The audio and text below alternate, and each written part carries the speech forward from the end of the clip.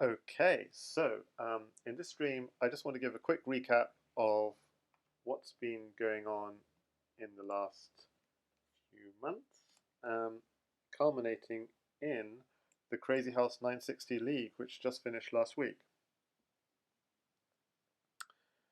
So just to bring everyone up to speed um, with the action this year, um,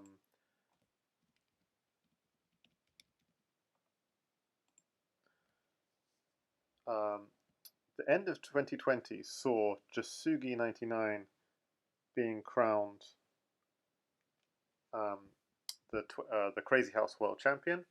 We saw um, a Bughouse World Championship in which Jasugi99, also known as 12 Team, teamed up with Chicken Crossroad to win also the Bughouse World Championship in 2020. And so now the 2021 World Championship kicked off, and with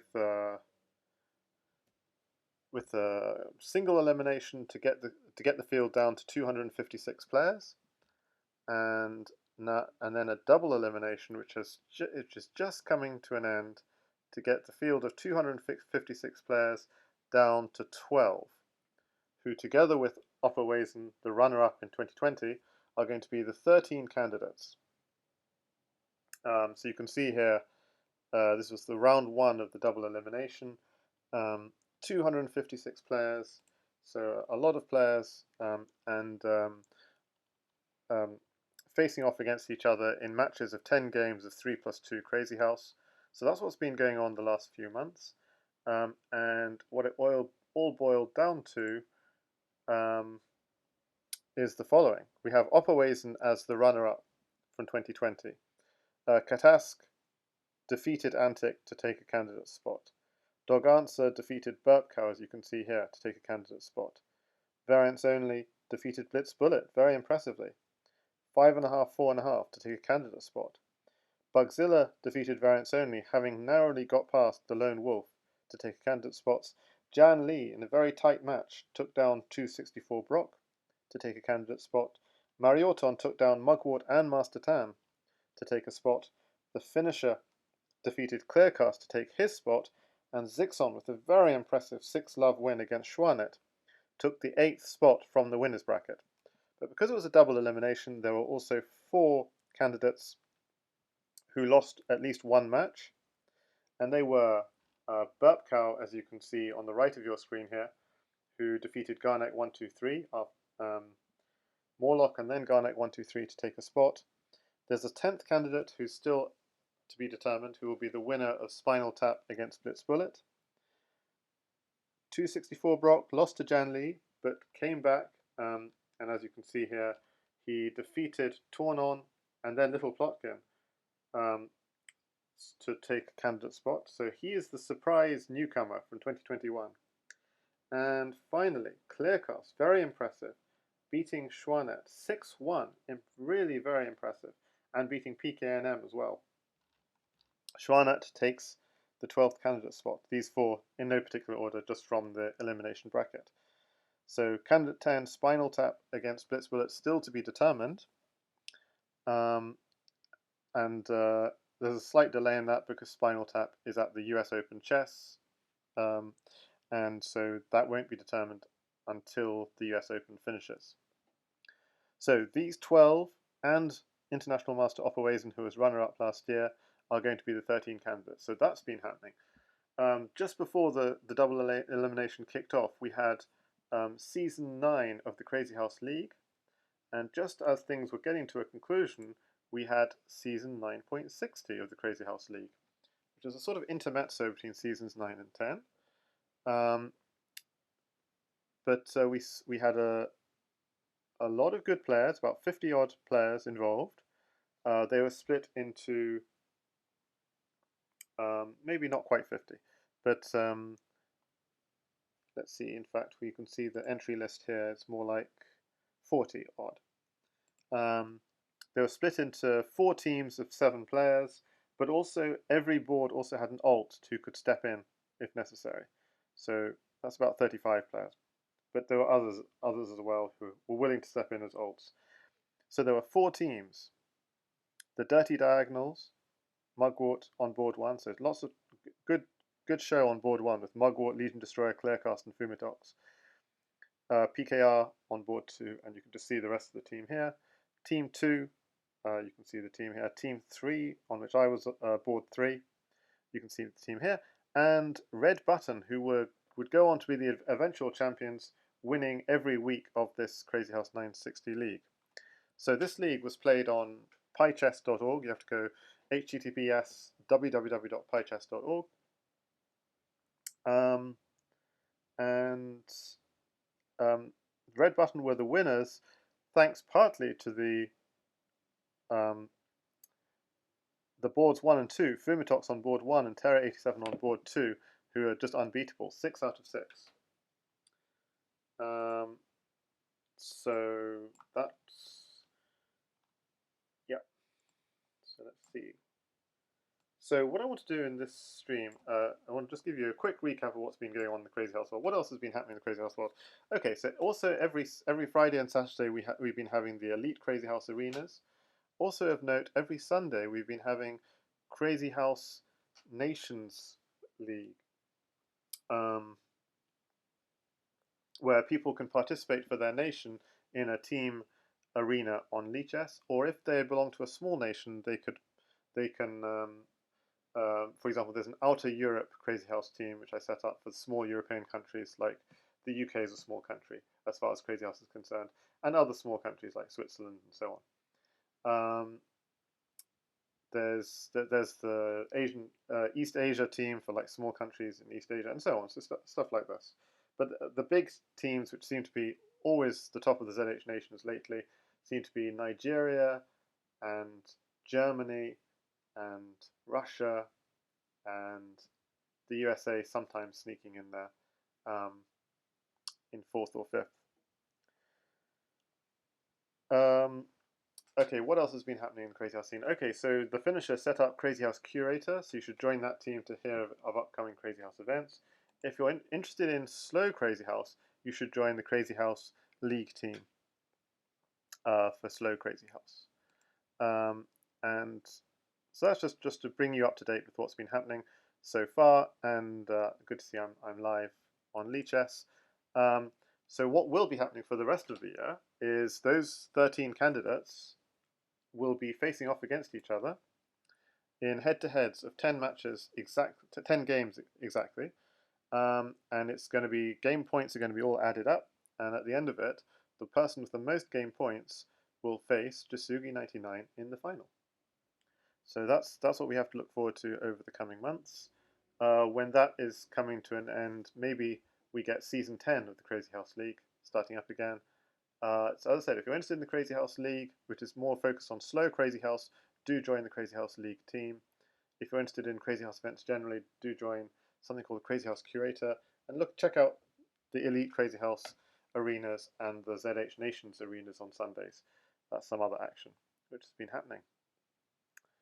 So what I'd like to do in this stream is talk a bit about Crazyhouse 960. Now I'm in a Lichess study, but the way you actually play 960 is on piechess.org, www.pychess.org. Maybe I should just show you how it works. Well, I'll just tell you how it works. So what you do is you go to piechess.org, and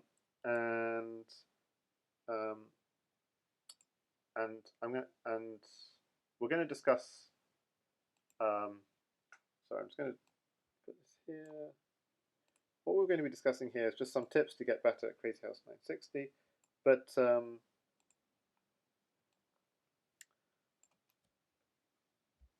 before that, so how to play Crazyhouse 960. So you go to piechess.org, you have to click login on the top right.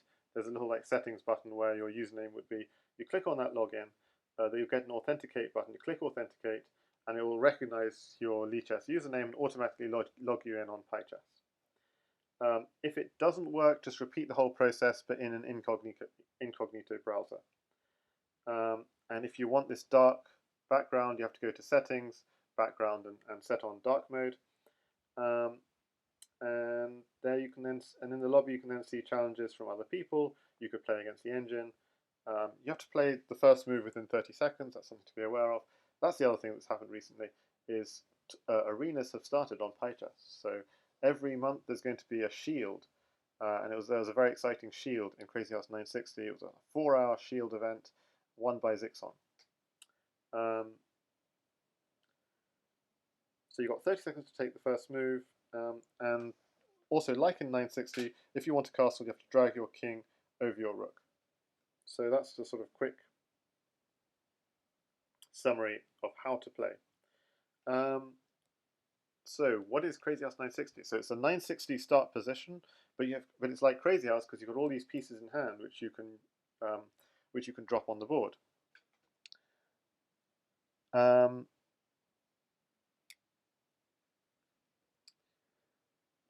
Okay. So what we're going to do in this video, I just want to give, I said, a quick recap of what's been happening, and just wanted to give an introduction of how to play Crazyhouse 960, how to get better at it. Well, obviously basic Crazyhouse rules, tips will apply, but so we'll go into it, and yeah. And hopefully, so it's going to start very basic. That's why I call this stream from beginners to mastery, and we're going to go to some advanced stuff. So basic stuff. So that's why hopefully you can see on your screen. Yeah, so a lesson 1 on the right hand side of what the things we're going to discuss, and if we have time we'll go into lesson 2 of more intermediate and advanced ideas. And these are all highlights from games actually played in the Crazyhouse League. So we're ready to go. I'm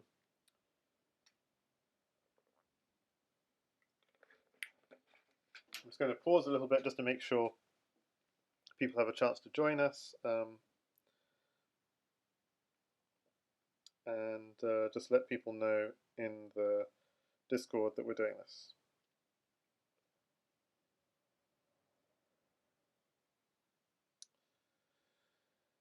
Okay, let's go. So when we get to sort of puzzle positions, I'll probably sort of, if people are watching the VOD later, then pause on the puzzle position, have a think about it. But maybe most of the time I'll just pause very briefly just to give people a few seconds to think, and then go ahead. Okay, so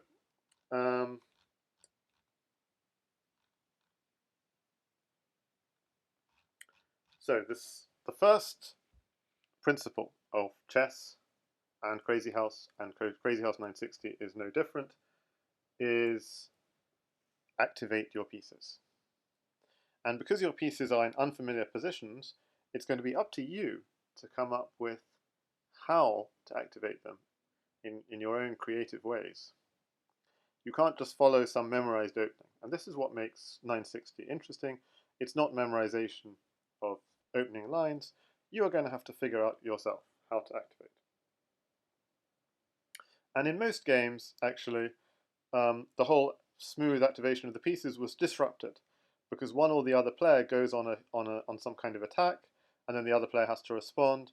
And so it's quite often in a game of Crazyhouse 960, as we'll see, that a certain piece, like a rook in the corner or a queen in the corner, just stays in the corner the whole game because the player never has time to get it out. But there was one exception to that, and so I want to show this game as an example of a beautiful activation of pieces from both sides. You have a very unfamiliar setup. You have the classic bishops in the center, which are a little bit more difficult to develop because bishops love the long diagonals. You have this knight in the corner, which only has one square to get out to. But one positive thing about this position, you have the queen next to the king, so the king is relatively safe in the start position, and all of the pawns are defended. So that's something that's often to have a look at in the starting position. Are there any weak squares? And here there aren't, which is possibly why there were no very swift attacks straight out of the opening. Okay, so straight away, white went with e4. this is a good move for the bishop, slightly less good move for the queen, because it's blocking the queens whenever the queen's diagonal whenever it does want to come out. So it could be arguable that when you see this position, c4 is a very natural move, or even c3, because it would develop the bishop and the queen in one move.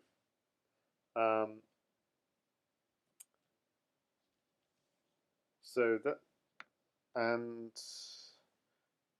c, so if f6, oh yeah, so one idea is to line up your piece, your diagonal piece, against this queen diagonal. So one idea would be f6. The idea would be, now normally you don't want to do this because you're putting the bishop where the knight wants to go, but here actually the knight would happily slot in here. So this would be one approach, just trying to do this, but I've got two of these tabs open. Let's just close one of them. So this would have been one idea. It doesn't really work that well because of this. Yeah. So I'm going to turn the engine on just to make sure.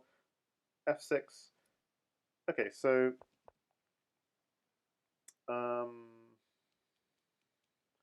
does this work? I'm getting lost in complications. I want to keep it simple. So okay. So F6 is an interesting idea, but against c4, c5 would also be very natural, and you get a sort of symmetric position here, but because white plays fast, white is slightly better. So you could get something like this. This is just an example of how the game could have gone if they'd both gone c4, c5. And actually, this is quite yeah. So people are asking if I have YouTube, and there's a command for it. And thanks Bakuz for stepping in as well. Still warming up to this in this stream. Okay, so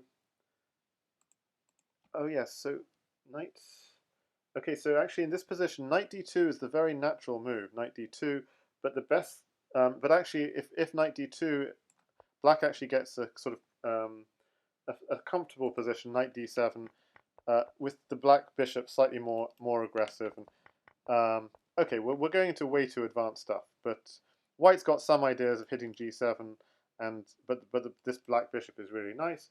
But actually, it turns out the really nice move for white here is actually to go straight on this attack, knight h5, and then white would have a very slight edge. So anyway, this would have been a very natural way for the game to go. But okay, let's stick with the game for now. So this was the game. Blunderman 1 was white and Astravakra was black. We're not going to be analysing every game. I just wanted to show this game because it illustrated how to develop the pieces. And Bakuz, yes, gives a much nicer link. I'm not quite sure why my command is wrong for that. Yeah, that's that. So both developing the pieces, notice that this is important to block the diagonal on the black king. Notice how this move is actually really annoying because it's stopping black from pushing the d pawn. So you're not only developing, but you're trying to limit black's development. So you're thinking two ways. You're not only trying to develop your own pieces, but you're trying to limit the development of your opponent's pieces. If this pawn can't be pushed, it's harder to get this bishop out, and so on. So knight e6 is a very good move. Knight g3, knight e3, knight g6, again, really nice move because that knight in the corner could get stuck the whole game if you don't take it out. Knight g3, so this is a really good example of, yeah, both players really getting their pieces out. Now b6 is completely fine, but you always have to be careful because it does create a weakness on a6. There could be knight drops or pawn drops in the corner. Okay, and what you often see in Crazyhouse 960, or you can sometimes see, is if players don't play it for the first time, is the queen, which is the most powerful piece, can end up buried in the starting position the whole game. So it's very important to get the queen out. So b6 has really good intentions to get the queen out. Slight problem with a6, but it's not a problem. White doesn't have any pieces in hand to take advantage of that weakness. d3 makes sense. I'm not quite sure why. I think I just meant open the diagonal rather than nothing about this square. Maybe like this, I should say rather. Queen b7, bishop comes out to c3, so putting pressure on the center, supporting this square, attacking this square. Thanks, Bakuz, for updating the command. That's awesome. Bishop to g5, castles, d6, a4. Again, limiting the scope of this light squared bishop. And the idea was to develop the queen out on a2. But having said that, this is not such a good diagonal for the queen. Yeah, thanks Special Serial for asking, and thanks Bakuz for answering. So maybe this is the only slight inaccuracy so far, is maybe better was queen to d1, getting the queen closer to the king side and developing this way. And for those also just joining us, if you want to see what we're doing inside Lichess, in the Lichess study, that's the study link. But if you just want to see it without seeing what's going to come next, then just keep watching on the stream. Bishop d7.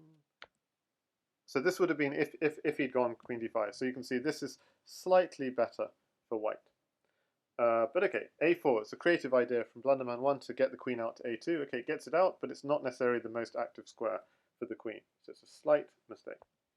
a6, okay, now this is a very important idea sometimes to close up that weakness on a6. It's not a problem in this position, but the idea of this move is this can be met with this. It's a very simple idea.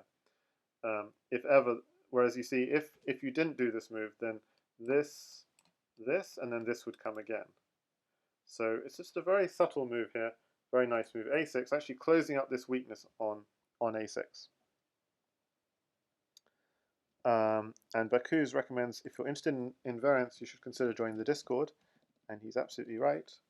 And I'll just leave that link as well for those interested in joining the house Discord.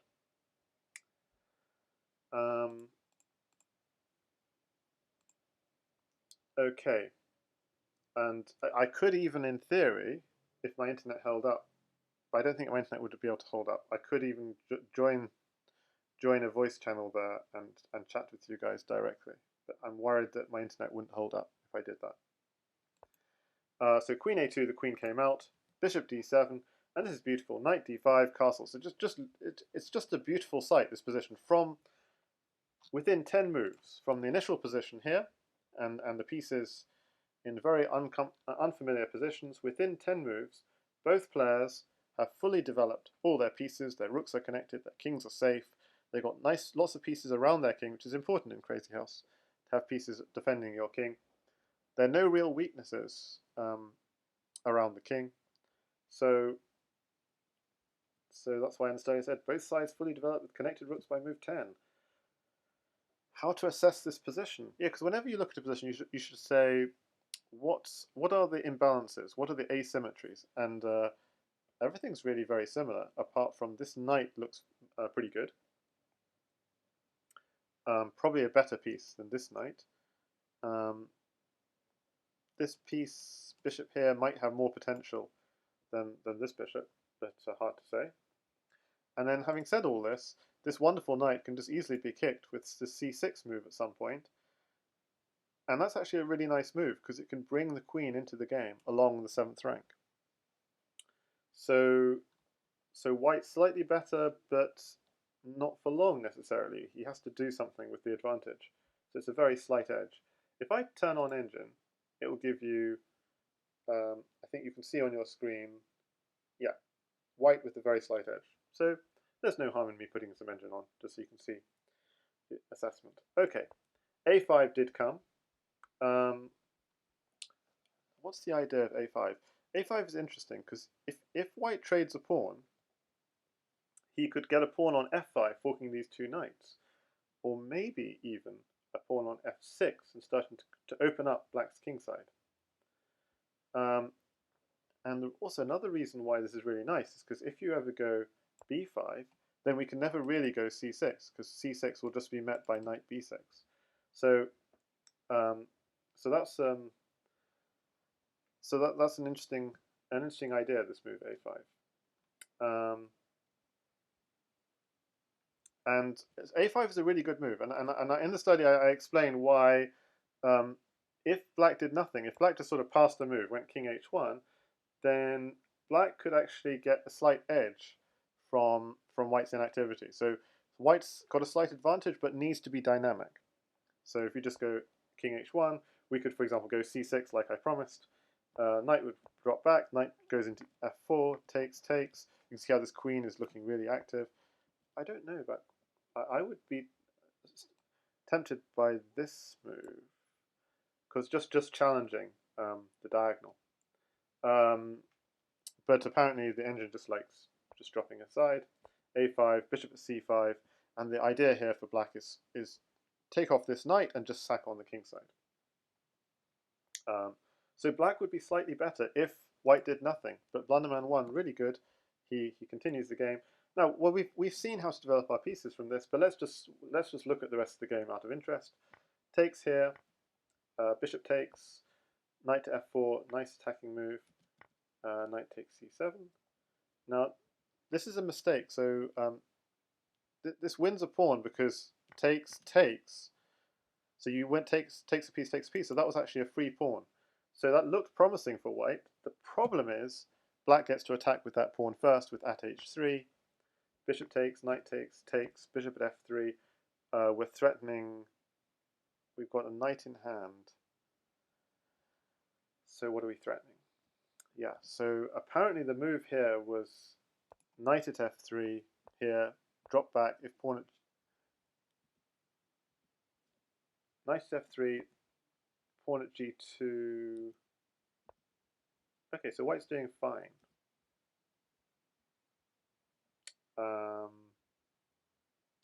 So bishop at f3.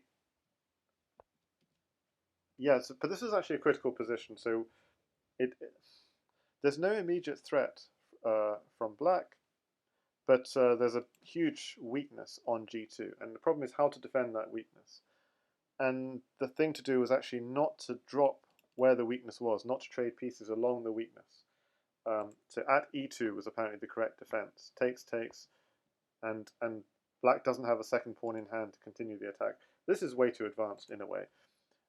If instead, after this move, knight at d4 were played, takes, king here, just block off. And white is actually doing okay because black doesn't have the pawn in hand. Queen takes b2, just trying to get the pawn, you just block up the weakness. So white is doing absolutely fine. And if you just sack, then you just take it. It looks really scary, but black just doesn't have quite enough.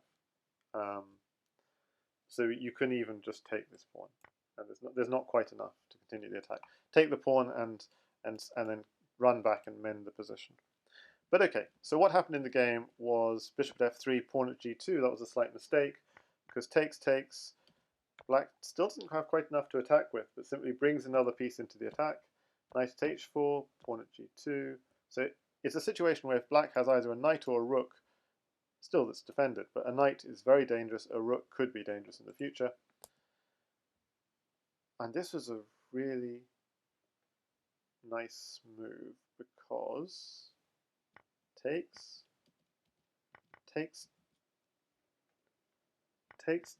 threatening the knight, and the knight is a mating piece, so you have to try and run away, and white is still doing okay if he just tries to run away. No, white is not doing okay if he tries to run away, sorry. So the engine is just wrong. So this is a really interesting position, and I've just got completely distracted from my beginner lesson, supposedly beginner lesson. We're going to go into some really advanced stuff here. So we've only got a pawn in hand, but there's a crushing move for black here, with only a pawn in hand. Even though white is up so much material, so white is up 2 pieces and a pawn, just needs to stabilize this king side and he'll be crushing, because he's got so much material.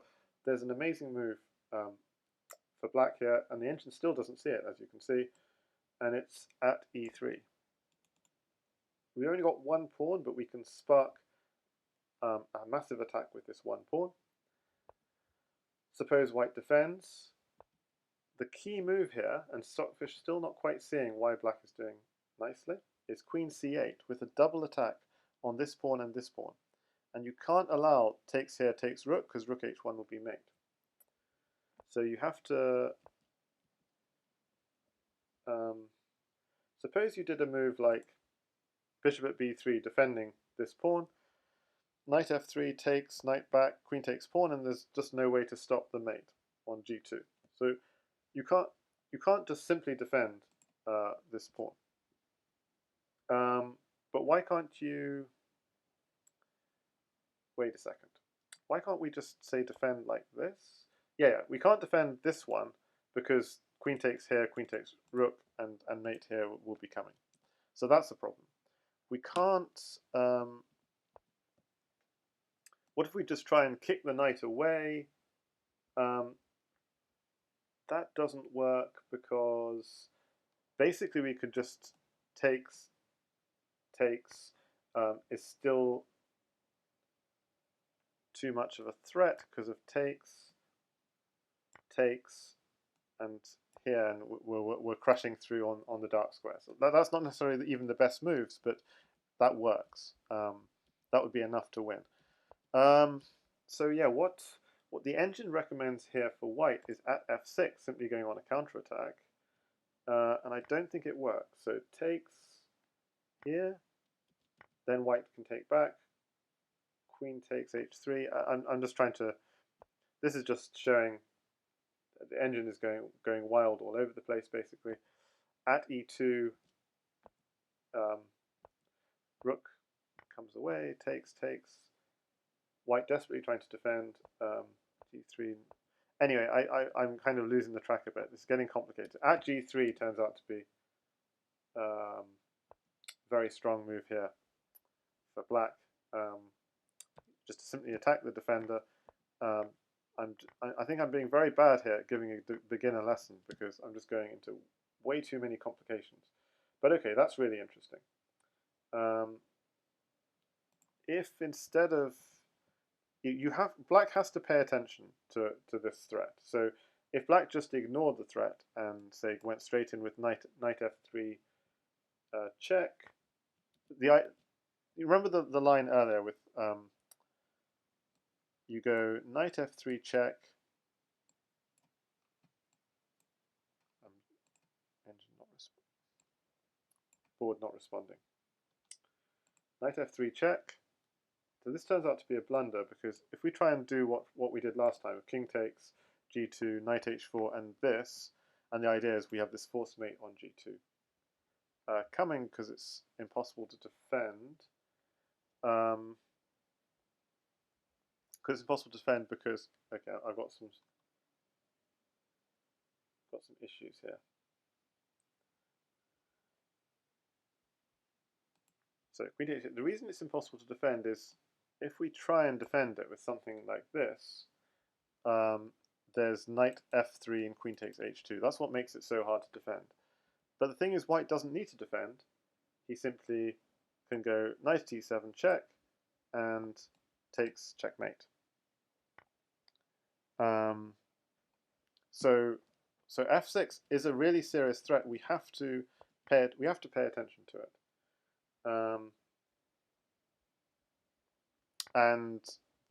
But once you pay attention to it, there's nothing white can do. So this attack is crushing through. Sort of neat move here, just sidestepping, and some really crazy moves. I mean, so this is on very advanced Crazyhouse. So at e2, the point being that if you just take it, then apparently I'm not seeing this. Takes and takes here apparently is coming, and that's apparently mate. Okay, so okay, so pretty chaotic situation, but okay. So going back to the situation, so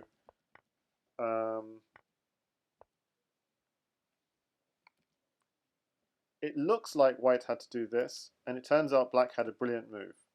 But what actually happened in the game was this, and this turned out to be a terrible mistake because black can just take it. And what white missed is you can't take back, because knight g2 is checkmate. The queen suddenly defends that g2 pawn if you take back. So this was missed in the game.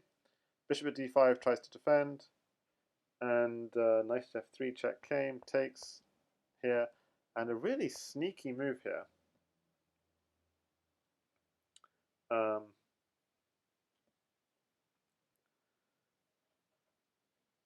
So the queen was taken, but this actually walks into mate, and it doesn't look like, with only a pawn in hand, doesn't look like black is mating, but it is mate, because you just simply drop a pawn on g2. If you run this way, knight to e2 is mate, and if as happened in the game you run the other way, then this knight is still controlling this square, so the other knight to f3 is checkmate.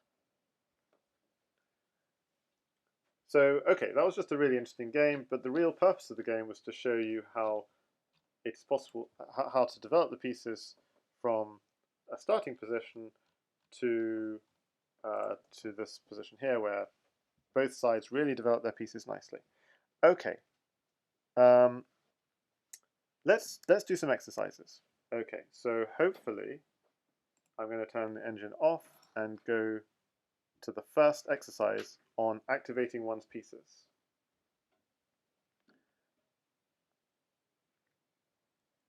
Okay, so it's black to play. Can people suggest in chat what to play? And hopefully it doesn't give away the answers on the stream.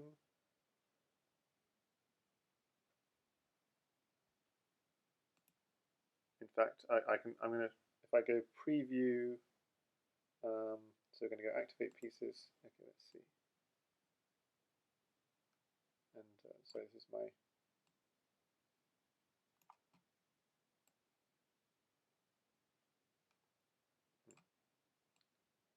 seems like is my stream holding up okay, or am I having problems? But okay, while I'm trying to figure that out, let me know what you'd play in this position. So if I take over the image, so this is a training session. Find the best move for black. Any suggestions?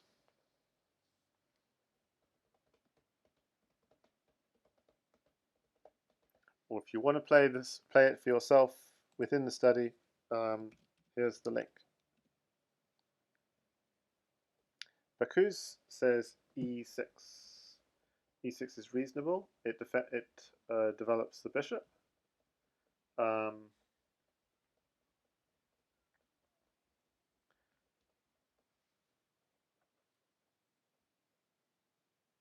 There's a move which which both develops develops your own pieces, but also comes with a counter threat, which makes it appealing.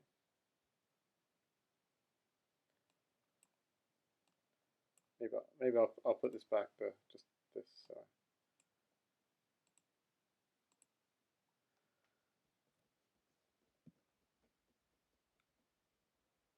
So, any thoughts? Okay, so if people are watching the VOD later, this is a sort of position where you can pause, figure out your answer. I'm wondering how long I should wait in the actual stream, because I think a lot of stuff is happening now with the marathon and so on. So I might just have to motor on.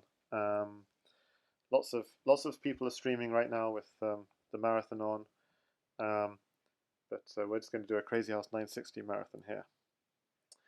So the strongest move and the move played by Adande 1 on board 7 against 0 was b6, because it both develops the queen and it hits this unprotected g2 pawn, which is actually, if you look at it, quite awkward to defend. The white's going to have to probably do something like rook f2 or rook f3 to defend against this pawn. And you could ask, well, why not b5 instead of b6? b5 grabs more space.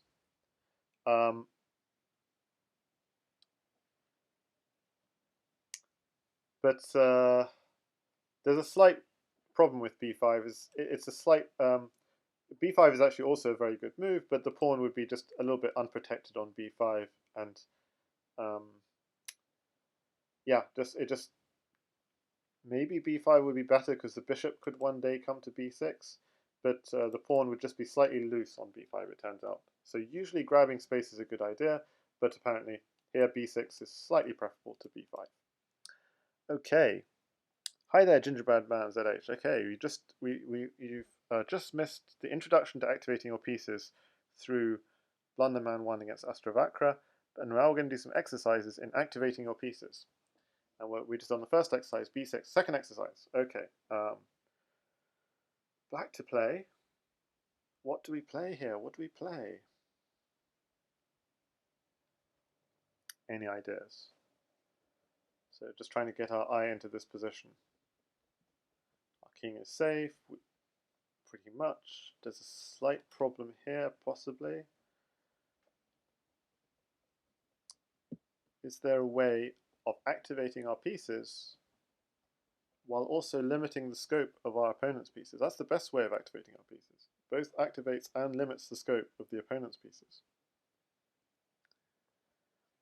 Well, Gingerbread Man, so this whole stream is going to go from beginner lesson to really difficult stuff in Crazyhouse 960 through these games played in the league, in the Crazyhouse 960 league.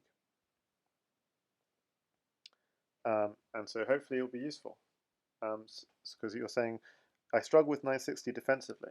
Well, the first thing is develop your pieces, and in chess 960, space is important. In Crazyhouse 960, you have to be a little bit more conservative as far as space is concerned, because you don't want to create holes in your position in Crazyhouse. G5, says Gingerman. Exactly. So F6 would be good, develops the bishop and defends, but G5 defends with tempo. Excellent. So it develops the queen, but also, even with the counterattack on here. So it develops the queen, but also hits the, yeah, it comes with tempo. So it both defends and attacks at the same time. Nice. Okay, the third puzzle out of 4 on this. Now this is a hard one, but this is actually the move that Crocodile Hunter played against F. Gala. And this is a hard one, so I'll probably just say show what it was. I'll show what it is. So, very impressive for Crocodile Hunter to find this. So you want to develop your pieces, but you also want to keep this long diagonal open. Because if black ever pushes this pawn, you get to take, and you get to replace your piece and control the diagonal, and black can never castle kingside. So the fact that this diagonal is open is actually really annoying. So that will probably give you a hint as to what the move is. You've just developed your bishop and queen. Your king is safe, so you don't need to worry about this. The brilliant move Crocodile Hunter found was knight a3, and I'll just show you what happened in the game. a6 to defend this pawn. c4, wonderful move. Takes, d5, and here Crocodile Hunter made a minuscule error because he played this. And the reason why it's a minuscule error is suddenly you're blocking this bishop diagonal, and black can actually afford, this square is covered by the knight, black can afford to open up this diagonal and gets back control. So this knight a3 both develops but also limits the scope of the opponent's pieces, because it makes it really hard for black to ever open up the bishop. But here, the really hard move to find is actually this, and the idea is you can't take this knight, obviously, because your queen will just hang. And here you take the bishop, and then you just slowly... this is a really nice move, lining up your bishop against the opponent's queen. It's a really common theme in Crazyhouse 960. And notice how in this position, both of the white bishops are complete monsters. And suppose black wanted to try and open up his black square bishop. This is what I'm trying to say earlier. Suppose he did a move like this. Bishop h6, blocks, drop back. And you're just laughing at your opponent. with this blocked up bishop. Or suppose he tries to play the sensible move, bishop g7. What do we do then? Take once, keep the pin, and go bishop at a8. And he has to try and defend. And look at black's position. It's an utter nightmare. So this is a really beautiful move. That was all triggered by this really beautiful move on move 2 by Crocodile Hunter, knight to a3. So, yeah, since when is this a beginner lesson? I mean, this is in theory a beginner lesson, but it's got some really deep ideas in it. Okay, so the fourth one is this one, and this move wasn't seen in the game. In the game, I think g3 was played to develop this bishop, but there's a nice move here. How to develop your pieces while limiting the scope of your opponent's pieces. So, again, I think it's quite a difficult one, so maybe I'll just give it away. Sometimes developing your pieces doesn't necessarily mean just your pieces on the board. It could also mean your pieces in hand. So the move is bishop at g3, and you're just facing off against the opponent queen, and black doesn't control any of these intervening squares. Doesn't control any of these intervening squares, which means that, okay, if I just, as an example, if you do something like dropping your knight here, what's the problem with this move? I mean, you're just sort of self-pinning yourself and it looks completely disgusting, but is there a direct refutation? Yeah, so this bishop here would be, yeah, so, but basically this is just a nightmare for black. And Gingerbread Man, yep, you got it, bishop g3, yeah. Sorry, there's a delay on the stream, so I have to apologize. It took a while to see your response. Okay, and engine basically suggests just queen takes g3 at this point. There's nothing to be done here. Just give up that queen. Okay, so bishop at g3 is the move. I think I'll just leave it at that. Bishop at g3, face off against the queen. Okay, so that's the first lesson in Crazyhouse 960. Activate your opponent's pieces. Now, since this is a beginner lesson, what I noticed in a lot of the games on board 7 is players simply hung mate in 1. So if you want to improve from below 1600 to above 1600, probably one of the biggest things you can do is not hang mate in 1. Now this was an embarrassing example, and I won't say who it was against, but F. Gala found this mate in 1 in this position. I'm worried that your screen tells you what it is. No, it doesn't. But you have to be careful in Crazyhouse 960 of this happening, and I'm sure you've all seen it by now, so I'll just show it to you. Knight at e7. You've castled, you think you're all safe, but this square is undefended. It wouldn't be undefended in a normal chess position because the queen would be defending it, but in a Crazyhouse 960 position, you have to be careful of these undefended squares. Okay, so the biggest thing one of the important things to be careful of is not hang mate in 1. Okay, so now let's do some exercises in this.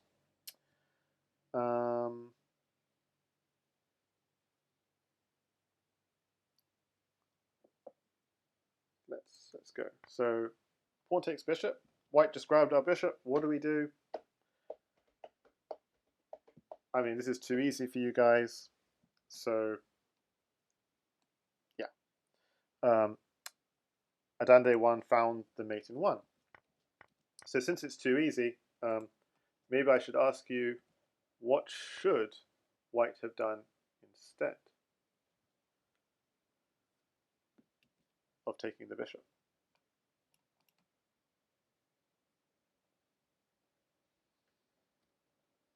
I'll just give you 10 seconds. So given black is threatening the mate in 1, what should white do to defend?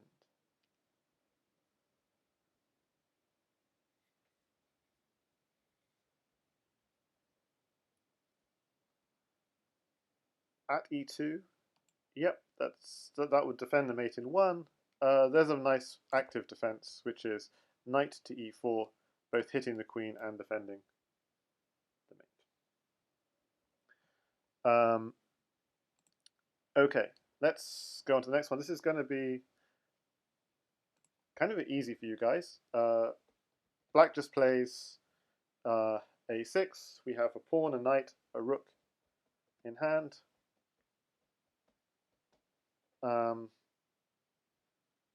Yeah, so e2 does defend the mate in one, but there's a much more active defense in the last one. So if I were to if we were to go, oh, apparently at e2 is also just as good. I mean, black is still completely winning. So yeah, at e2 is just as good actually as knight e4, because also hitting the queen and defending the mate. But black is winning either way. Maybe knight f to e4. What does, let's see, what would black do here?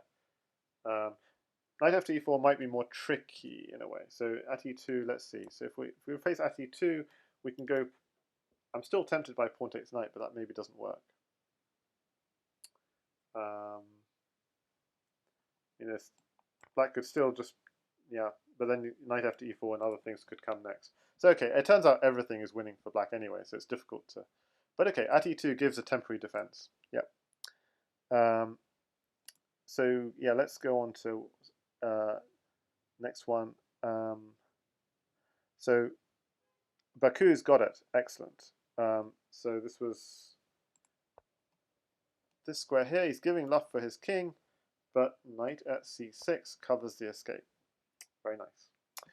Okay, so just hi there, Zaraza. We're doing a lesson in Crazyhouse 960. And the third of this hanging mate in one puzzles. White to play. King just runs up. What do we do here?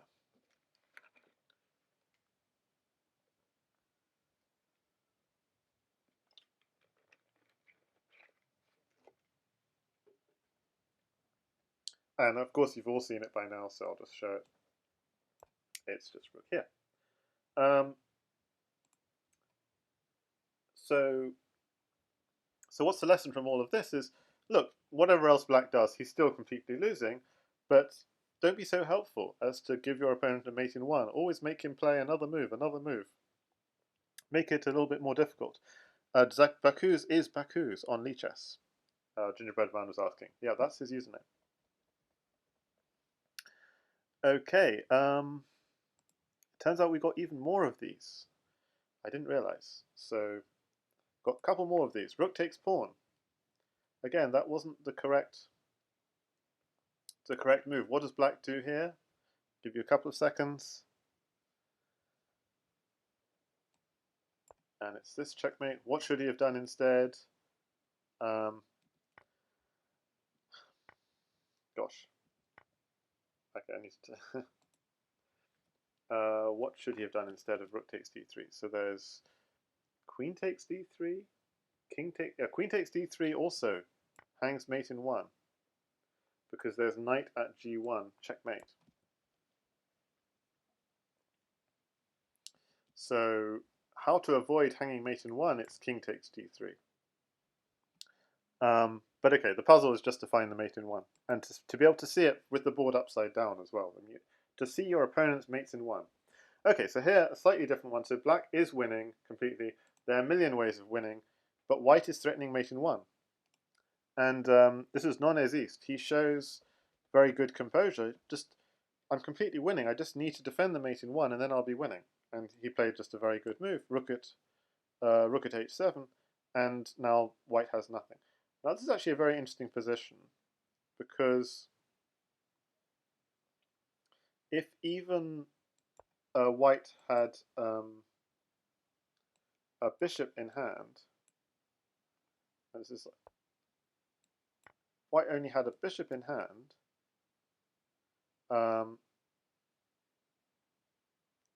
and black just does nothing, just puts, say, a bishop here, then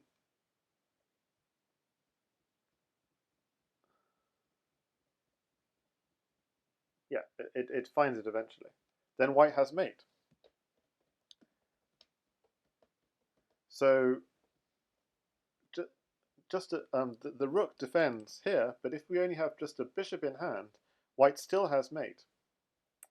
And it's not very interesting because there are multiple ways of doing it. So rook at h8 is not even the fastest mate, but so you're clearing away the defender, but you're still picking up a rook. Gosh, this is hanging a lot. Let's turn engine off. Pawn takes. I'm struggling a little bit here. Bishop here. Now you drop a bishop, and of course you can't go here because otherwise rook here will be checkmate. So you try and step up, but then simple rook here check forces the king back down again, and rook here is checkmate. Okay, so the second lesson for beginning players. So first lesson was activate your pieces. The second lesson was spot mates in 1 and defend against mates in 1. The third lesson is don't hang pieces and spot when pieces are hanging. So this is a kind of a little game which was a bit of a disaster, so I won't say who was playing, although the screen might tell you who's playing. I'm going to look from black's perspective, and these are going to be far too easy, so these are really beginner puzzles. 5 seconds, what to play as black, and I'll show you each time. Black to play. 5, 4, 3, 2, 1. Of course, grab the material, okay? So, that's the first one. Knight a5, bishop d4, e3 was played. I'm now stuck because it says now black to play, and I'm like, I'm not sure. I'm not sure what to play here. I'm stuck on my own puzzle. This is supposed to be easy. What's hanging? I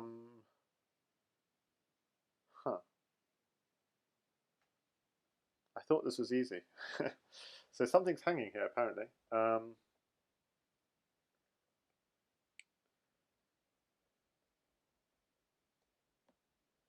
But I'm missing it. Ah, okay. Okay, so this is not so easy. Maybe someone can see it in the chat. It's not quite so trivial. So this is not a simple hanging material, but there is a way of winning material in this position. b6, I mean, takes the bishop, takes the knight. There's no obvious knight check on the king. So what just seems like a straight exchange.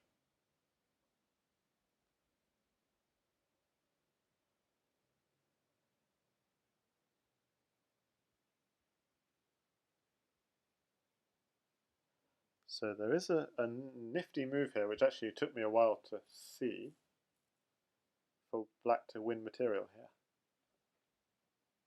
Yeah, I didn't see anything hanging. Yeah, so this is maybe not quite such a beginner exercise. I don't see anything hanging either, and so I was confused.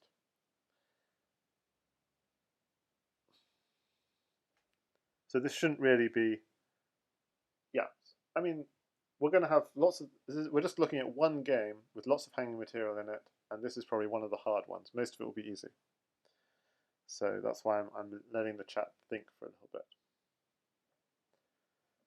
There's a weakness hanging, which will lead to material hanging. Any idea?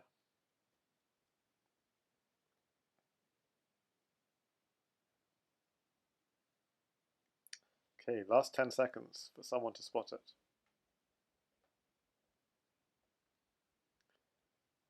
And because of delay, it'll be a while before I realize if anyone has spotted it. 3, 2, 1. Okay, so the move here is at e2 check. Because if you take it, we take the rook, and then we're taking the bishop next, and we're mating you very soon. And if you don't take it, then we're taking the knight. Oh, we're not just taking the knight.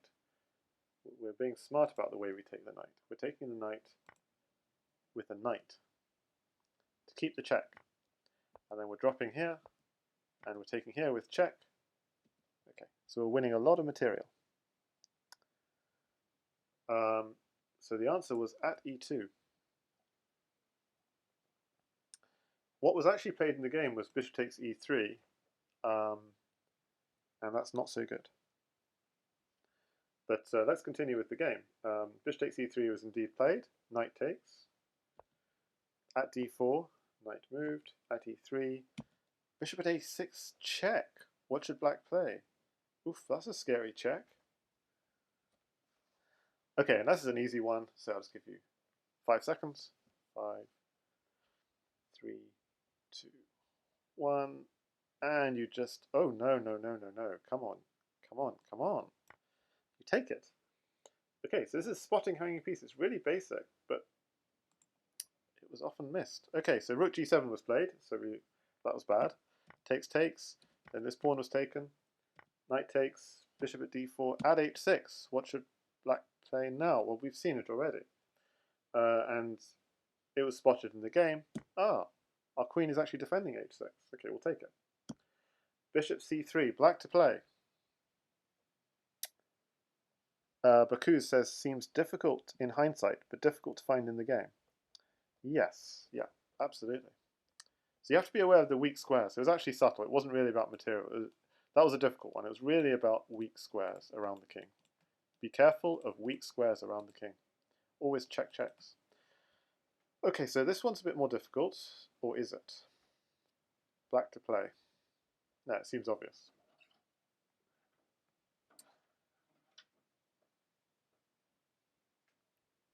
Our bishop is pinned, so we can't pick up the knight with the bishop.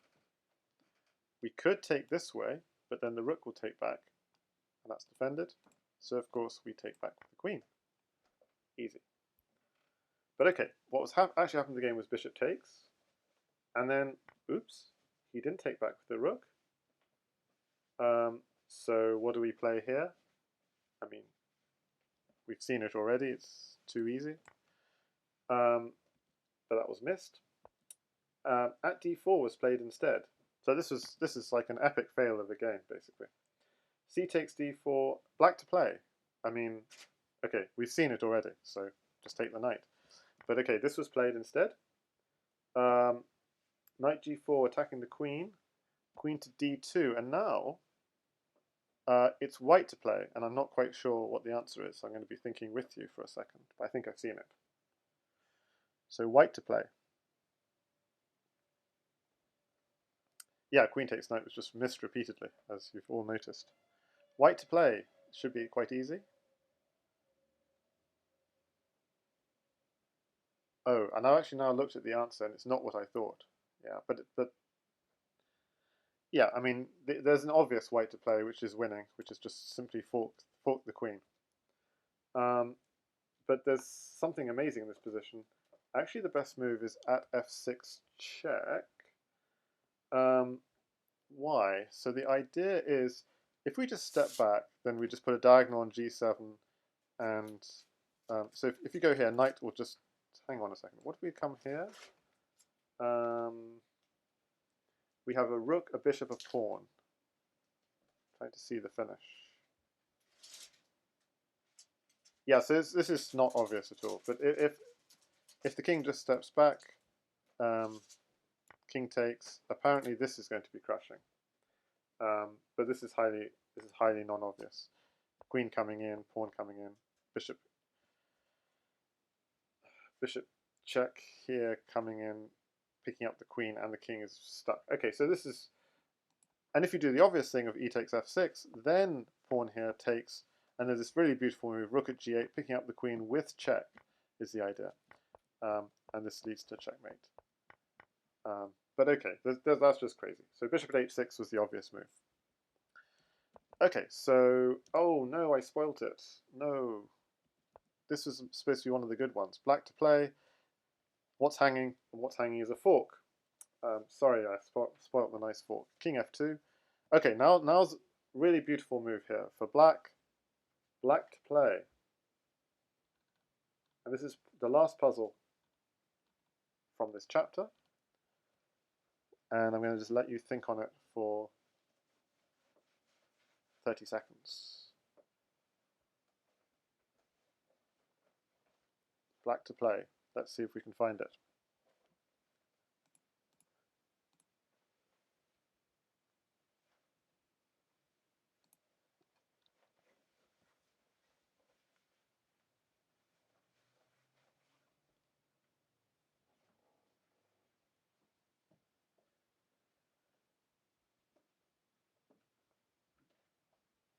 Any thoughts in the chat?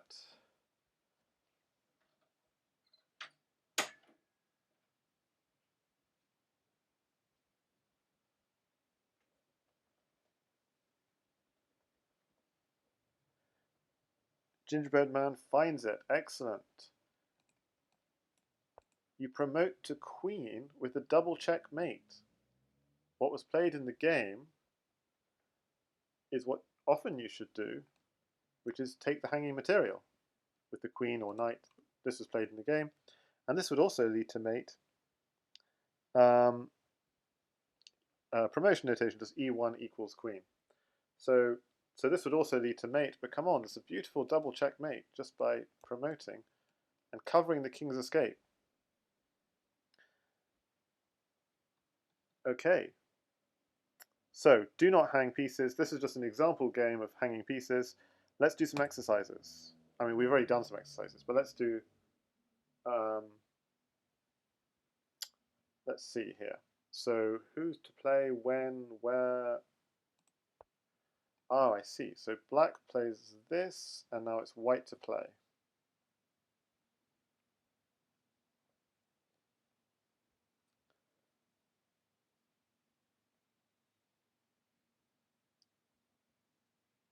So do not hang pieces. What is black hanging here?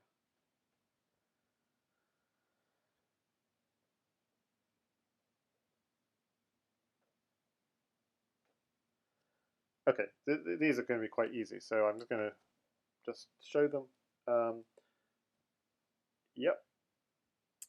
So this move, black thought he was attacking the rook, but the point is rooks and bishops are worth about the same in Crazyhouse, so it wasn't really a threat. You can just take it, and if black does want to take the rook, we just take back with this pawn and help the development of our bishop.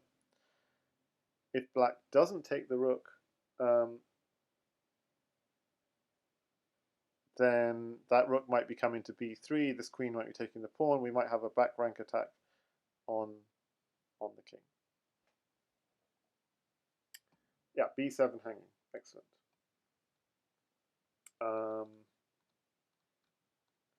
So the line here I had was knight e6, queen takes a7 simply.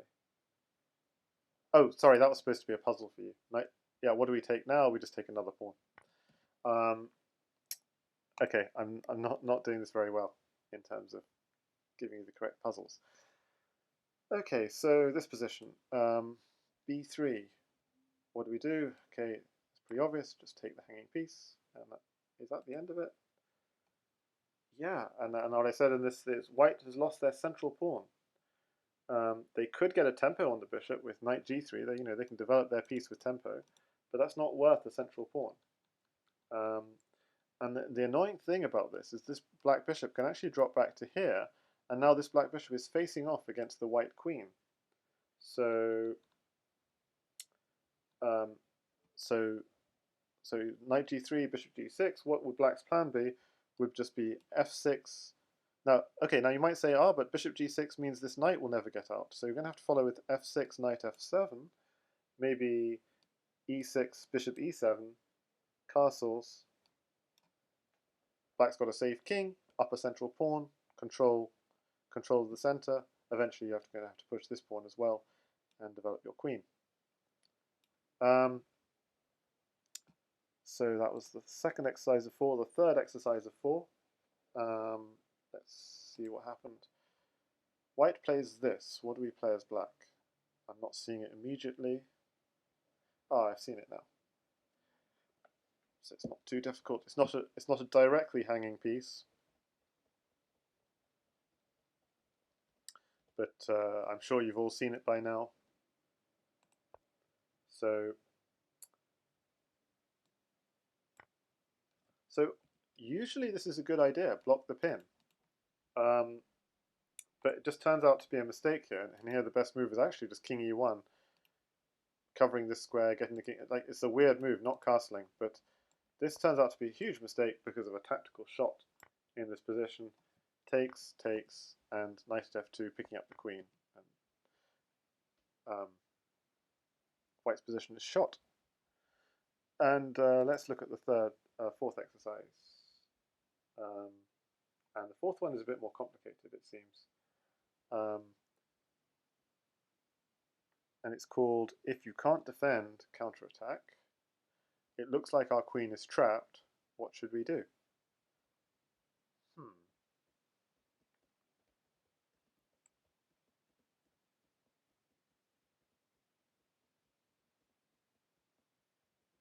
And what, in fact, I think Adande 1 as black did do in this position was actually really, really good. So the thing to do when so the queen is, actually it's not trapped, it can run away. So he could have just backed off, but so it's not quite true, the title of If You Can't Defend. He could have just backed off, but then the queen would have been quite passive. But what he did, and if pawn here, you could maybe back off again to here. But what he did was really good, which was at f7, and then pick up this piece here. And of course what happened in the game was this mate that we saw earlier. Another approach is also just taking here and taking this knight, getting two pieces for the queen. And the idea here is you take this bishop next, and just, yeah, that's white's only active piece. Takes rook, takes knight. Exactly, gingerbread man. That is actually the best move in the position. What was played in the game was also interesting, which was this and this. And that was also interesting. Okay, so that's the third thing. Now the fourth thing is piece values and piece sacks. So in Crazyhouse and Crazyhouse 960, knights, bishop, rooks are all worth roughly the same. Queens are worth like 2 minor pieces, and pieces are worth like 2 pawns. And the reason why pawns are more valuable is because pawns could be dropped all the way on the 7th rank. So pawns are worth a little bit more than in standard chess. The reason why queens are slightly less valuable is because if your queen gets taken, it's coming back at you. And a queen is just one piece. So if you have a whole host of pieces attacking you from all directions, that can actually be stronger than a queen. Okay, so I'm going to leave this for about a minute and let you think about white to play here. I'll be back in a sec.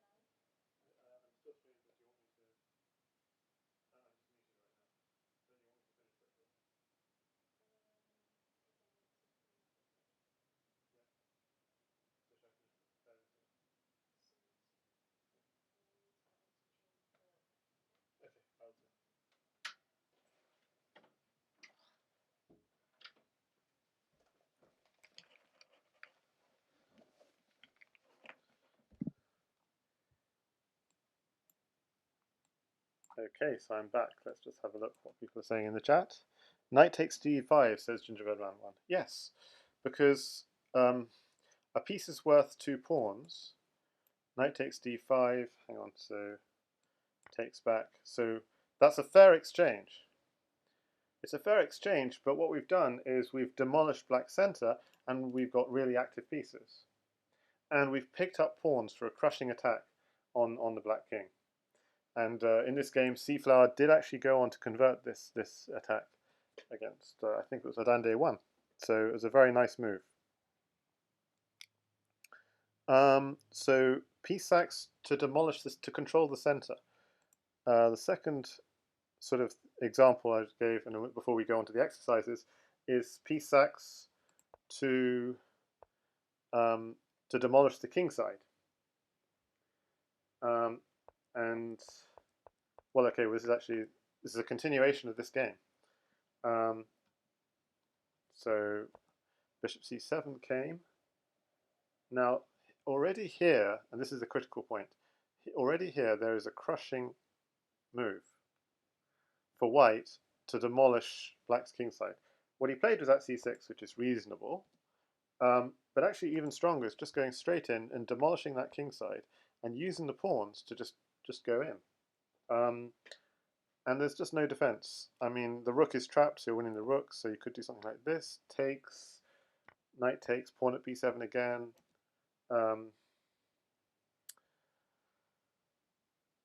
What to do? So if you just move the knight out, then rook at h8 is mate. So putting a new knight here is actually necessary.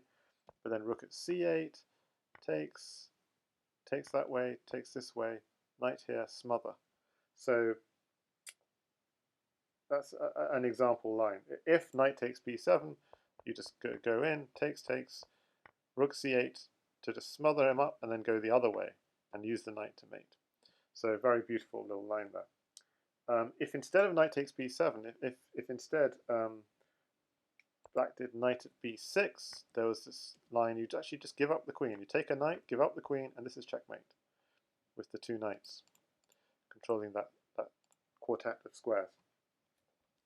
And the other possible defense from black, it's actually quite cheeky, is what about if I just castle?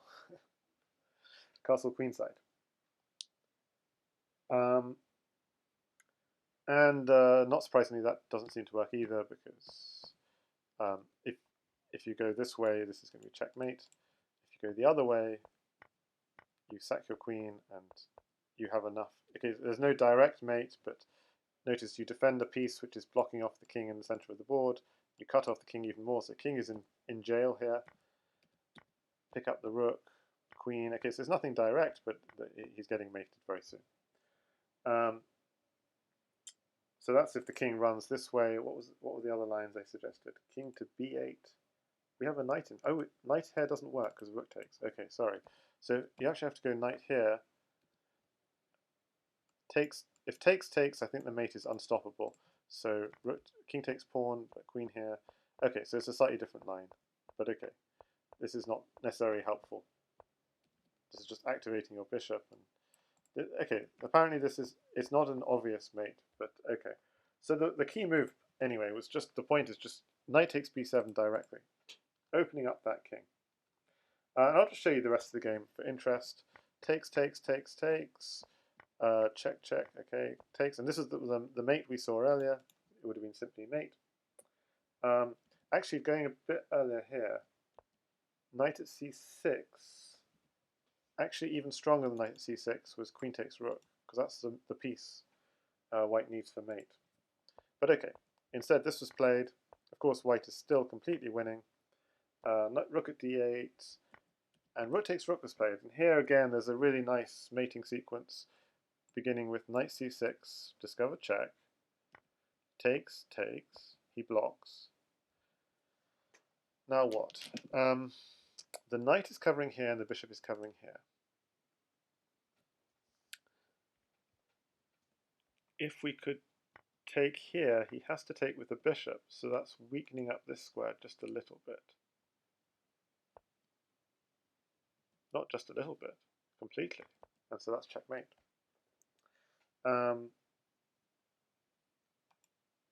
So that was a nice, but instead white just took a lot of material and ended up winning, sure enough. This position here, Black Adande 1 is well known for king running. He should have run his king away. Instead, he walked into the mate in 1, and this falls back into those don't hang mate in 1 puzzles, because he just walked here and there was a direct mate in 1. Root Beer says knight at b6 also mating if you do it first, I think. Oh, that's interesting. Yeah, so we're going to go this. Check, takes, rook here. Knight at b6, bishop takes knight, queen takes rook. Yeah, that's a nice spot. Just engine check. Yeah, engine agrees as well, and I agree. Good spot. So yeah, as everyone's explained much better than I was explained on the stream, this bishop on c7 is overloaded. It's trying to guard both b8 and b6, and you can't defend both. Okay, so that's p-sax.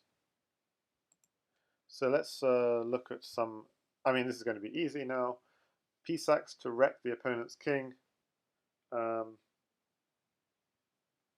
Just go in. And the point is, if he takes back, this square is already defended by the bishop, so the continuation is obvious. Knight here check, pawn here checkmate. I mean, that would be the easy way, if he just takes it. And of course, he can take this knight, but then he's losing the queen, and that will also lead to mate soon. So knight takes g2, very powerful move here, and was missed by none other than myself against J.R. Paddy. So I missed this very direct and very forcing move. Safe king against noble chucks. What to do here as white, and I'm sure you've all guessed it now. Let's just go in. It's not always a good idea, but it is a good idea here. But now here the follow-up move is really tricky. I'm going to give people 30 seconds to try and figure out the follow-up in this position. It's not an easy one, not a completely obvious one. I mean, lots of moves win for white, but there's one really nice move.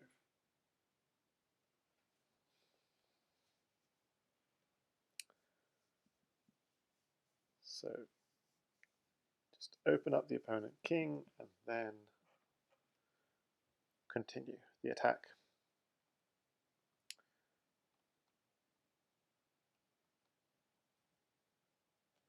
J.R. Paddy, yeah, I find him pretty strong. G. Rogers didn't find him strong. He managed to take him down 2 love, whereas he took me down 2 love. So different styles.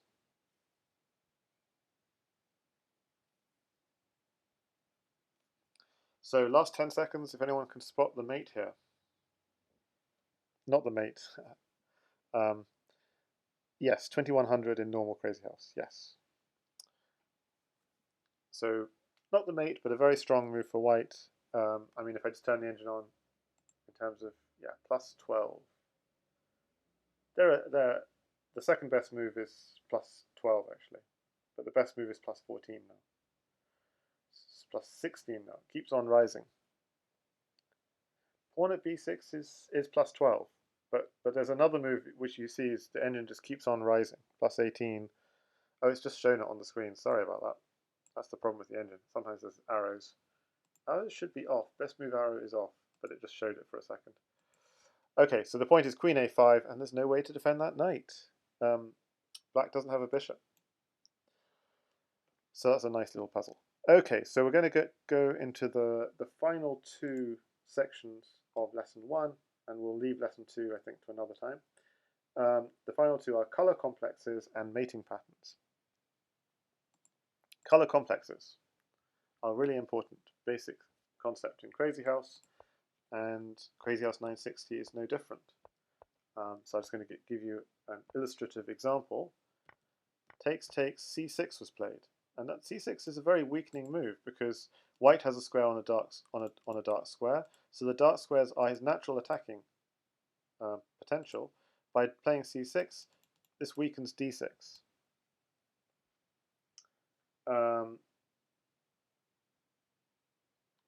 and we saw that this could have been played in the game, but wasn't. What should black have played in this position was rather moves like developing the knight. You want to say castle, but you have to watch out because the bishop could just sack on g7 if you castle. So maybe a preparatory move, blocking that diagonal and then castling, would have been an interesting, very high-level play from black. But instead, what happened in the game was c6. So black's opened up a weakness, g3, which is a mistake, as we saw. b6, c takes b6, knight takes b6, knight c5, b7, and now the fatal mistake in the game, e3, natural looking move, developing your bishop, although a bit strange when you've just opened up g2 to develop it this way, and then you suddenly go, no, actually I think I might develop it this way. But this is a fatal mistake. Fatal mistake because he wasn't aware of the weak squares he's opening up around his king. The knight just lands immediately on the weak square. King e2 is forced. Knight takes rook. King e1 is forced again. Knight f3, king e2. Takes another pawn. Positionally, white's lost. And then what he did is hung some more material with bishop e5, free piece, giving black more diagonals to hit these weak light squares. So this was what happened in the game. So knight takes d3, black to play and mate. There's a very beautiful mate here for black. I'll just show it to you. Rook at c2, blocking off the king, and then maneuvering your two knights to cover these two squares. It's very nice. And if you can't block here because just take it. So you have to put another piece on, but then you maneuver your two knights to cut everything off. So okay, so the game continues here, but you see this whole game is hinged around this weak c3 square. Yeah, this is a beginner lesson, so I've been focusing a lot on especially the games at the bottom end of the league, and if we go on to lesson 2, or if you look at later on the study on lesson 2, that will look more at some of the higher level games. Rook at c2, Lucas Schatt, nice find. Okay, so now let's do some exercises on the color complexes. Or let's not. Let's just see how it worked. So this will actually just open up the king, draw the king out, and we're soon leading to checkmate. So we're winning the queen, and there's no way of stopping mate because the white king is safe. There's actually a slightly neater way of mating here with at g4, and you think, well, why not just take back with the queen? Knight h6, e3 is checkmate. So can't take back with the queen, but if you take back with the king, the rook is coming in, and this is leading to checkmate. But okay, this is. I'm going to zip through some of these. I've got another exercise here. Oh, this is a really beautiful example. So white was getting completely crushed in this game, 0 against c-flower, but plays this really neat move at g6, hitting the one weak square in the position. We're going to discuss this more in lesson 2 about the weak f7 square. I might stream it, or else you can have a look at it in the study. There's a weak square in this position. You hit the f7 square of the position, which actually turns out to be f7 in this position. But in Crazyhouse 960, it's not always f7. It's sometimes a different square. And white to play and mate. So can we find the mate? So obviously we want to bring the king out to begin with. And now we want mate in 5. This is practice against computers, so we don't have the answer. We just have to think for ourselves. So this is tempting to bring a knight in with check.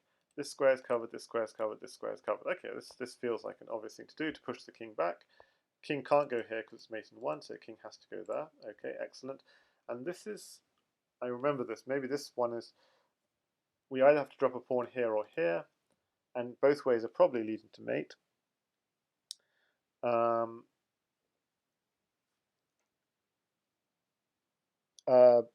Bishop at h5 suggests, I mean, everything is mating here, but this is just even nicer, yeah. And a natural thing to do would be putting a pawn here, but actually sometimes you want it to mate the king on h8. sometimes you want to put a diagonal here and bring the knight here and put a diagonal here. So what you do here actually is really nice. You draw the king up to h7 so that you can then put a diagonal on here with check. I think this is correct anyway. So you want to put a diagonal on here with check, so if he comes back, that's just checkmate. So he has to come up. But if he comes up, then any check is mate. Oh no, he can't come up, the knight was guarding. Oh, have I messed up? Oh my goodness, I've messed up. Oops. I should really be doing this. Yeah, sorry, I messed up. I should be doing this. This square is covered, this square is covered, and this is checkmate. Oops. Yeah. Yeah. So I did it the wrong way around to begin with. So let's go again. So takes, bring this knight in. If we dropped, say, a bishop on f7, then suddenly black is winning. Yeah, because king h8 and oh, black is not winning. So I think we do have a mate here, but we have to take this. Is that not right? I'm going to have to. Let's see. So what is the mate here? You have to apparently bring this one in, take this one, and the key move is bishop at g8 with knight g6 to follow. So but it gets all complicated if you drop on f7. So that's why the best thing to do is to drop on, going back to practicing, if you drop on h7, draw it out. Okay, now, am I missing something more obvious? I'll just look at the engine. So yeah, so this is, I mean, the way I did it was fine. I remember there being a very nice line. So let's just do it in analysis actually for a second. There was a very nice line if he takes here, knight g5. What was the line I remembered? If he does this, it's just this. So that's easy. But okay, if he drops back, we've just got a knight here and bishop here, so it's all very easy. I remember there being quite a fun line, but I can't remember what it was. At h7, king takes h7. Is there another mate I'm missing? No, this is just a mate. Okay, so king h8, knight f7. This is all forced. Knight e to g5. This is all the best way of doing it. Okay, I'm labouring the point. Okay. But yeah. Okay, so what I'm showing there is a slight lack of mating technique. That was also in evidence in this game, Mr. Scribbles against CR7 Fanatic, where Mr. Scribbles, I'll just zip through the game, had many opportunities. I should say, bishop takes g6. So I said this is a very nice move, removing the defender of e7.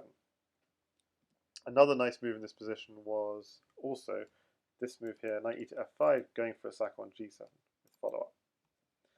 But okay, this is also very good. And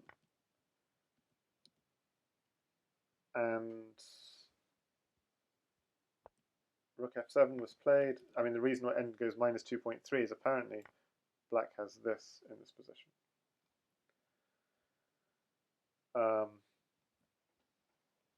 So that's a slight problem. So that would be a little bit awkward and black actually gets some good play. But okay, what happened was rook f7 in the game. Takes. Okay, I'm just going to zip through to the critical points. Opening up this file, and white to play. White to play here. And as you can see, the engine says mate in 8. And as you can see on the left, it says back rank themes. So the idea is at f7, and f7 was played. King h8 is correct. So the back rank theme is you recycle your rook with your opponent's rooks and just recycle off the rooks. So this is a mating opportunity. You recycle the rooks, and now there's no back rank protection. So if he goes here, rook here is checkmate. If he goes here, rook here is still checkmate. So he's forced to take, but then knight here, and he gets mated. There's actually a mate in 2, but I think that's prettier. The mate in 2 is rook at f7 first, and queen at h4. But okay. So the king is completely exposed. But so it's a very important back rank theme to recycle your rooks with your opponent's rooks and back rank mate. But he missed this, and the game continued.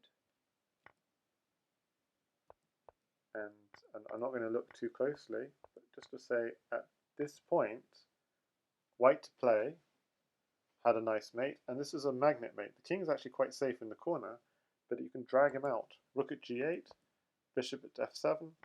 You have to take the bishop, because if you take the knight, this is checkmate. But now queen lands, rook lands, and it's checkmate. But instead, white played this, which is also reasonable. Knight takes g6, h takes g6. Just the king is bare, and how to finish him off. Takes, queen at e8, and here, critical move. He dropped a pawn here, which is still mating, but makes life a lot more complicated. How to mate this king? You want a move that keeps the queen in the game. So takes the rook, and here's checkmate. So it keeps the queen active with the bishop. If the king just obviously steps here, queen takes rook. Queen takes rook, and then you've got a rook h8 mating. So bishop to f7 was important. It was missed. And now suddenly things are getting a bit complicated. Rook at h8. And here, white assumed king takes rook, queen takes rook. I'm sorted. But what happened in the game was rook takes rook, queen takes, it's gone. So a free move error in slow Crazyhouse. Bit of an oopsies. And suddenly black is winning. White still had it if he'd done the correct move. Queen takes, promote, and just take the knight, and we're safe. And white is still crushing. But after the pre-move blunder, we get to the position we saw earlier.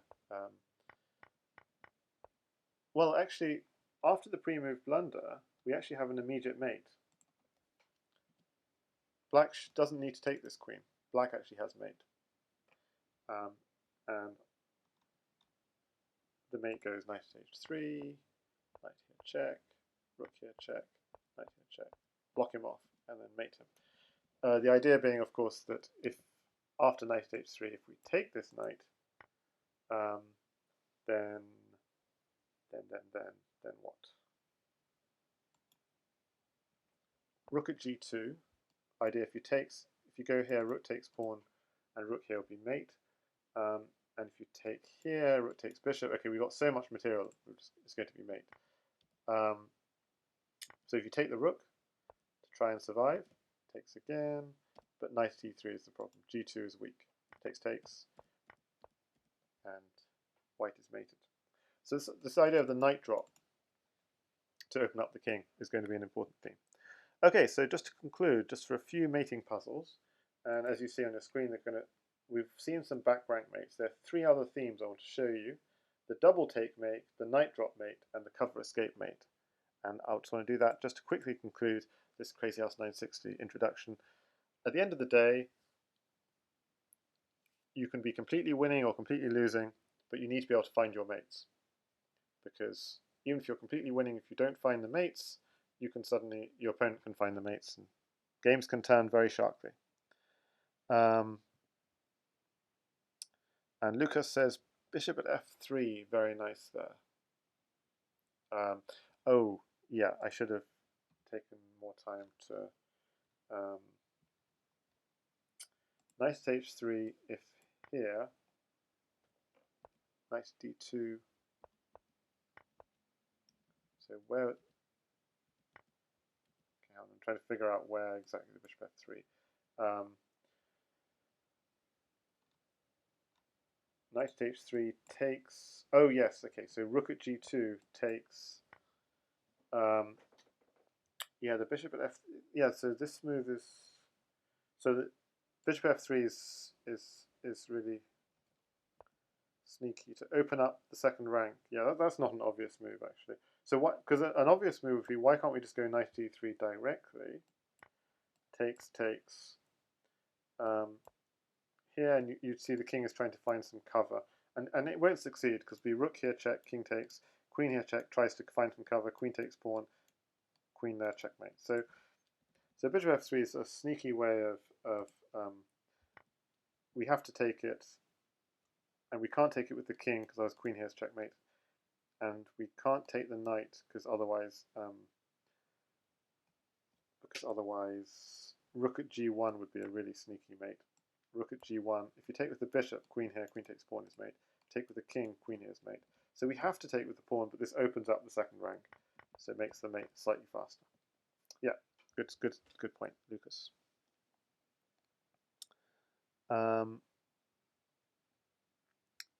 Okay, so if we're just going to do just these last few mates. The double take mate, the knight drop mate, the cover escape mate, and then there's a second lesson for more advanced intermediate Crazyhouse 960 ideas, which I might not have time to stream, which you can see in the study. So I just left you the study link. So double take mate, this is an easy one, found indeed in the game by Mr. Scribbles. You're giving up 2 rooks, but you're getting a queen, and the queen mates. So very nice.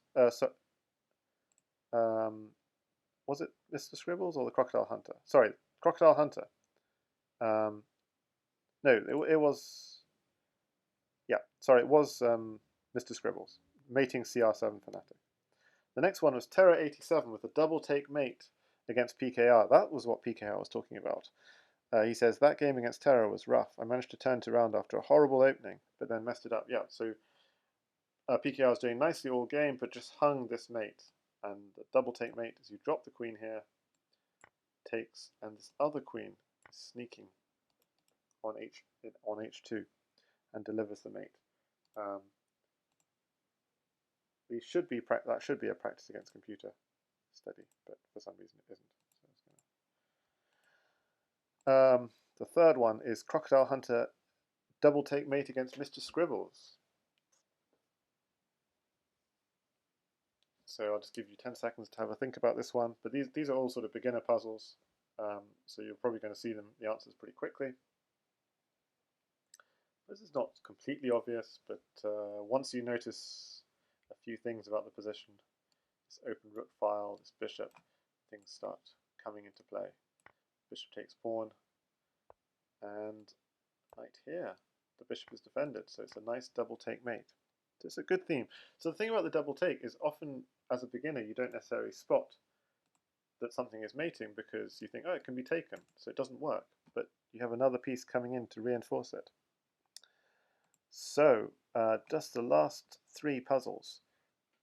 We're going to look at knight drop mates. Knight drop mates. We're going to try and draw this king out. Do we drop here or drop here? Well, we want to bring this bishop in as well. So it does look like some kind of double knight pattern. So you draw the king out like so, and the king covers the light squares. And now the bishop comes into play, and the queen is actually also in the game, and there's no room for the king. It has to step back, and so this is easy enough.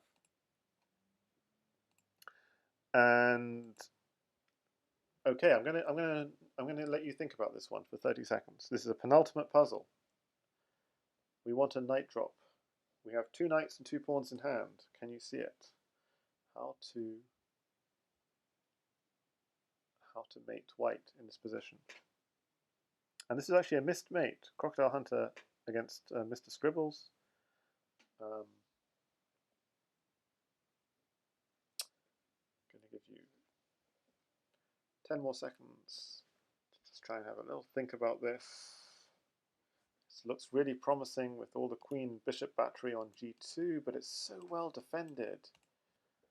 Surely we can't crack these defenses.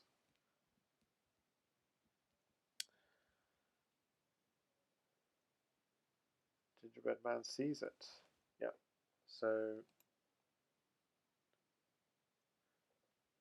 move order, does move order matter? So does move order matter?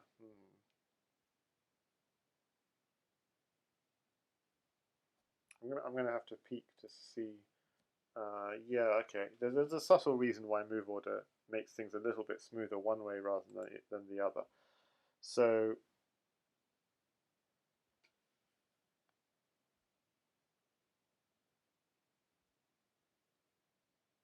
Zixon has seen it, yes. Knight at a3 first. Yeah, knight a3 first. Why not knight at d2 first? Because then bishop takes and the king is given a left square. So when you go knight a3 next, the king can just run. And black is still crushing, but it's not so obvious. Okay, so knight takes knight is forced because obviously if you took with the pawn, queen takes rook is checkmate. And then, as people are saying in the chat, knight d2. And now we have, so it's like we've just deflected the two defenders from b2. Okay. And the final puzzle is about covering the king's escape route. I mean, it's again a very easy puzzle. This is still a beginner lesson in Crazyhouse 960. You're given this position, you look, where's the king running? And how do I cover that escape route? So you want to give checks that also cover the escape route. So what's the check that covers the escape route? And this is a mismate of non-exist against Crocodile Hunter. So you want a check that also covers the escape route, and it's pretty clear when you think of it like this. And you only have a pawns in hand, so you don't do a6 check because that doesn't cover the escape route. Instead, you do this check, and the king's in a box. It has to now the escape route is this. So he tries to run valiantly. How do I cover the escape route? There's a check which covers this escape square. So we can check that one. And whichever way the king runs, pawn here. The king's in a box, whichever way the king runs, pawn here is checkmate. So covering the king's escape route is a good way of thinking in Crazyhouse. Where's the king running? Do I have a check that also covers the path the king has to go through? So the king has to go through this square, so you place the pawn here. The king has to go through this square, and we've got a check that actually covers that square. So we go here. Okay, so this concludes a kind of beginner lesson in Crazyhouse 960. There's a more intermediate lesson which I've created with the help of Visual Dennis, as you can see here. So it's 30 chapters of the beginner lesson, 30 chapters of the intermediate lesson. Maybe I don't have time to stream it, so maybe I'll leave this to you guys to play around with on your own. That's the details I put up now about the intermediate lesson. It will be more about smothers, king safety, drop attacks, so pawn drops on the 6th, pawn drops on the 7th, but also clearance drop attacks, just clearing a rank. Pawn forks, dangerous diagonals, and again, mating technique is key in Crazyhouse, but the mating technique puzzles in the second lesson will be on clearance and castaway and interference and blocking escape. So I'll leave that for people to have a look at on the study, and I'll just drop the study link for those who've just joined if they want to continue having a look at it. So thanks everyone. Thanks Gingerbread Man and everyone else. PKR, Zixon, Lucas Schacht, Root Beer, Bakuz at the beginning, Zaraza, and everyone else for joining. It's just a short introduction to Crazyhouse 960, and I began the whole stream with just a quick recap about what's been happening in the Crazyhouse world over the last 6 to 10 months. Okay, so thanks everyone for watching, and if there's someone I should raid, let me know. But that's it for now.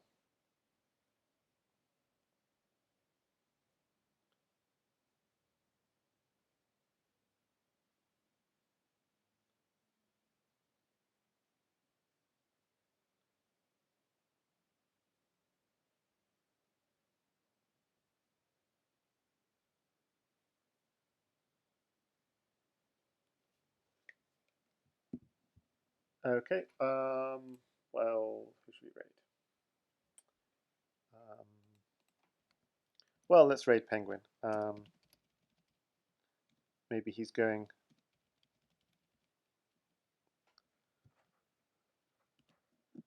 for the summer marathon. So,